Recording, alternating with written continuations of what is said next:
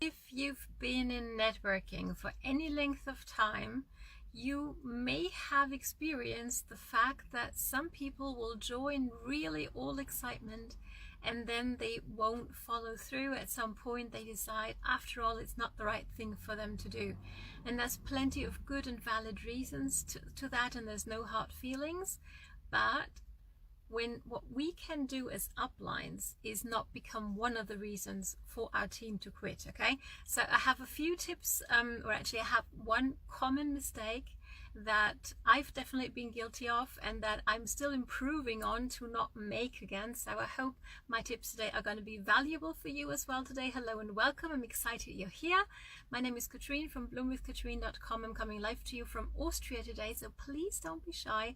Whether you're tuning me live or later on the replay, say hello, let me know where you're tuning in from so I can circle back around and say hi to you personally. Looking forward to that, because I'm here to serve you, to help you take your business into the online space, create sustainable success here, and enjoy the journey towards that success that we're all working towards.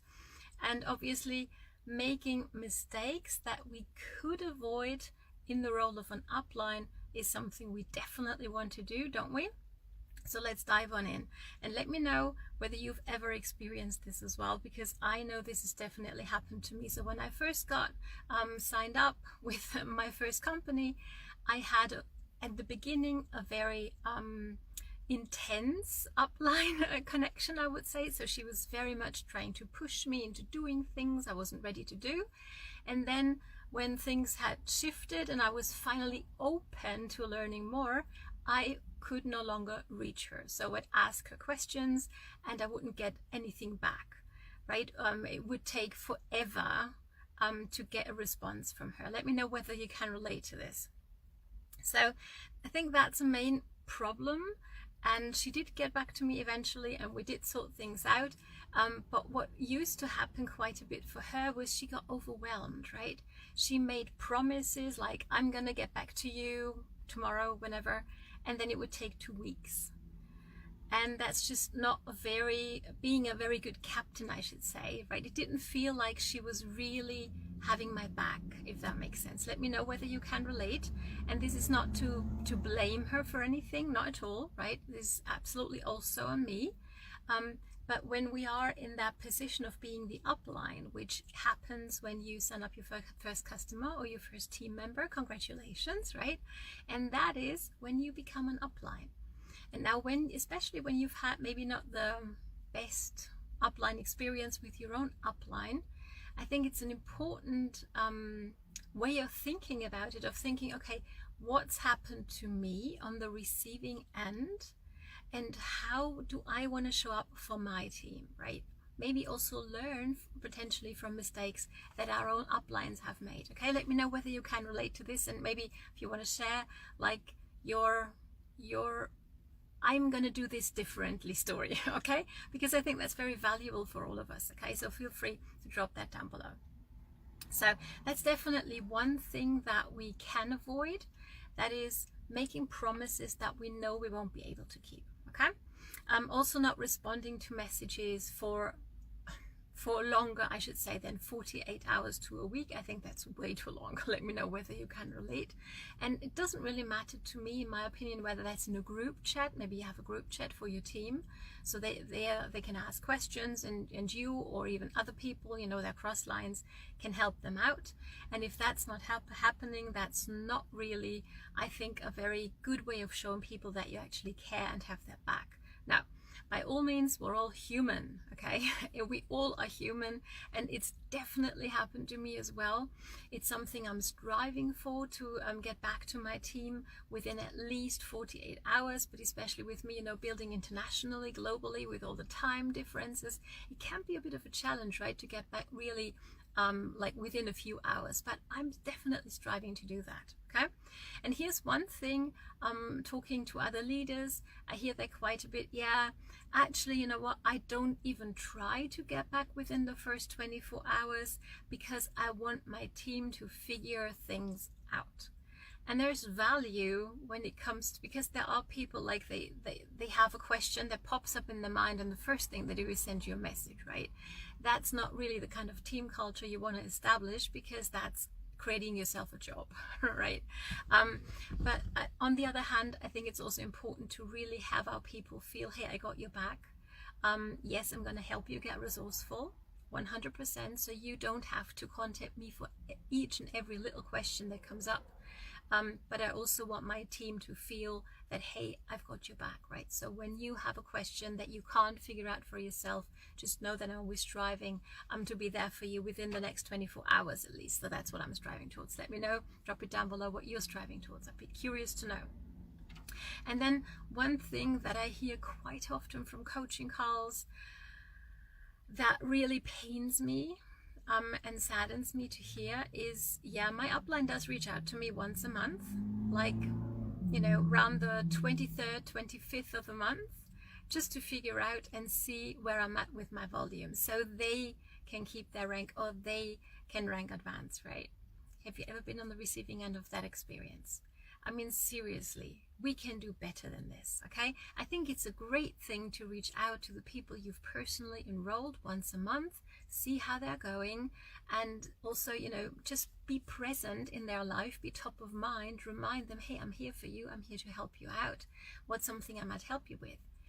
But I encourage on my team to do that around the middle of the month, so you don't get to that mode of desperation kind of towards the end of the month, where it's easy to feel, hey, the only reason she reaches out to me is to see whether I'm doing the work, kind of like for her, to some degree as well, right?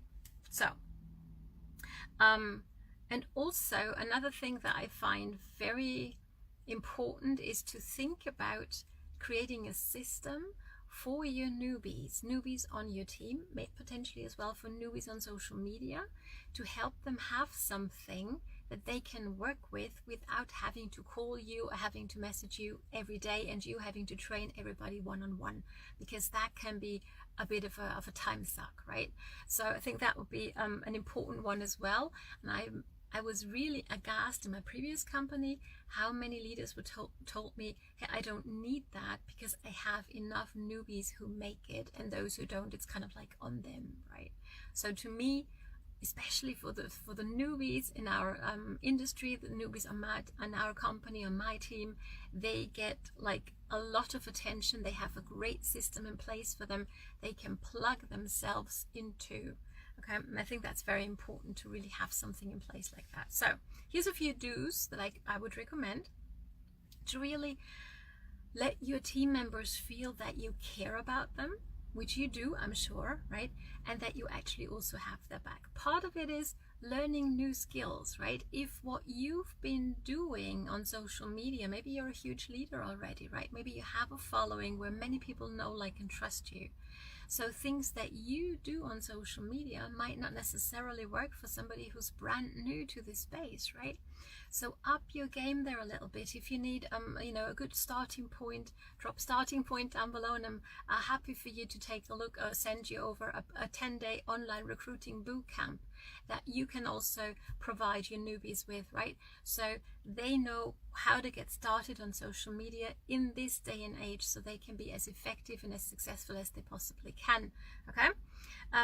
And also when it comes to being a good captain, that's one thing, right? Having a system in place, training your people, give them what they need so they can succeed, that's one thing. The other thing is also being available for them. Okay, and when I say available, I don't mean like you're doing a live video and there's a lead on your team asking you a question and you interrupt the live video, so, you know, just so you can answer them right away. So I hope you get what I mean here, right? I don't think it's a good thing, and it's not a team culture that I would want on my team. Drop it down below how you feel about this. I'd be curious to see.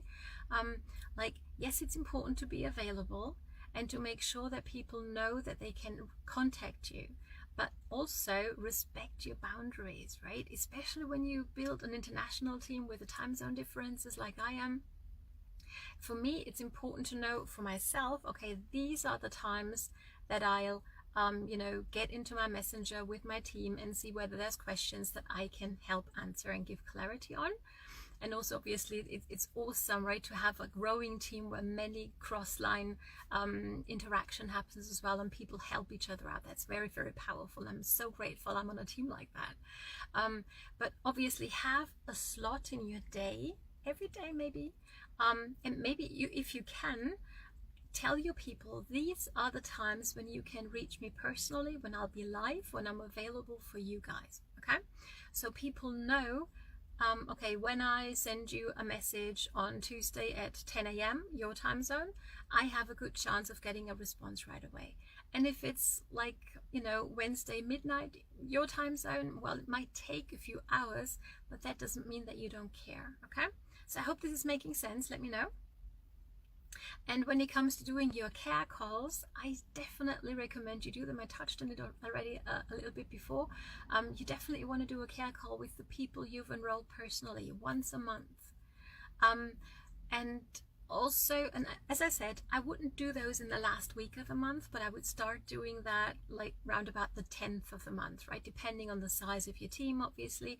And I would, especially when you're leading a bigger team already, do it with your personally enrolled, because that's a beautiful thing that's going to duplicate into the ranks, right? So you lead the way, you create the team culture, and the leaders who appreciate that, being on the receiving end, can do this amazing work for their team as well. Okay, so you always have people reaching out to one another, making sure that everybody's in tune with what's going on, with what's happening, maybe promo wise, etc. That's important. But also ask them, hey, what's happening in your life? How are things, right? What's going on? Is there something I might help you with? And what I will do in the last week of the month, as a special service to my personally enrolled builders, is I'm going to go into the back office and I'm going to have a look, hey, who's close to potentially hitting the next rank? And I will give them a call, maybe send them a voice message, depending on our time zone differences, telling them, hey, are you aware? Have you looked? Check it out. Are there people I might help you talk with, right? Definitely. But that's not a, hey, I need you to do this, that, or the other thing for me. But I'm like reaching out and providing that kind of help that I wish I had for a very long time in my journey. Okay, let me know whether this makes sense and is helpful to you. And to sum it all up, I guess the most important thing really is, especially when your own upline experience wasn't without mistakes, is learn from them. Okay, don't hold a grudge. Tell your upline maybe, you know, what you would have needed differently so they can improve. And also for yourself, be that leader you wish you'd had, especially in the beginning. Okay, so I think that's a very good guideline really to direct us on our journeys. Let me know whether this makes sense, and if you go, well, this sounds like a lot of work, Katrin, I really don't know when I'm going to fit that one in.